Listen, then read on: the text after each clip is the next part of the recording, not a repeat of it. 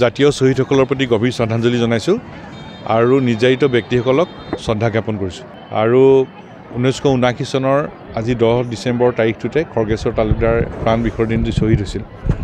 আৰু খৰ্গেশ্বৰ তালুকদাৰকে ধৰি 860গৰাকী জাতীয় শ্বহীদৰ প্ৰতি শ্ৰদ্ধাঞ্জলি জনাবলৈ সদৌ ছাত্ৰ সন্থাই বগুৱানত কেন্দ্ৰীয়ভাৱে শ্বহীদ দিৱসৰ আয়োজন কৰিছে আৰু গোটেই অসমত ৰাজ্যবাসীয়ে শ্বহীদ দিৱসৰ আয়োজন কৰিছে। ছাত্ৰ সন্থাৰ বিভিন্ন গোটে এই শ্বহীদ দিৱসৰ আয়োজন কৰিছে।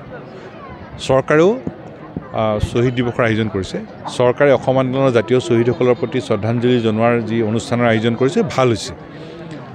কিন্তু আমি কেন্দ্ৰীয় চৰকাৰ অসম চৰকাৰক এটা কথা ক'ব খোজোঁ যে 860টো সংখ্যা নহয়, 860টা জীৱন গৈছে।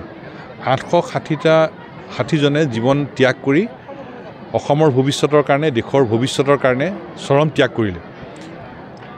আৰু সেইবাবে অসম চুক্তিৰ প্ৰত্যেকটো দফা নিৰ্দিষ্ট সময়সীমাৰ ভিতৰত কাৰ্যকৰী কৰি জাতীয় শ্বহীদসকলৰ প্ৰতি প্ৰকৃত শ্ৰদ্ধাঞ্জলি জনোৱাৰ ফলপ্ৰসূ ব্যৱস্থা ল'বলৈ আমি কেন্দ্ৰীয় চৰকাৰ অসম চৰকাৰৰ প্ৰতি মুকলিভাৱে আমি আহ্বান জনাইছোঁ।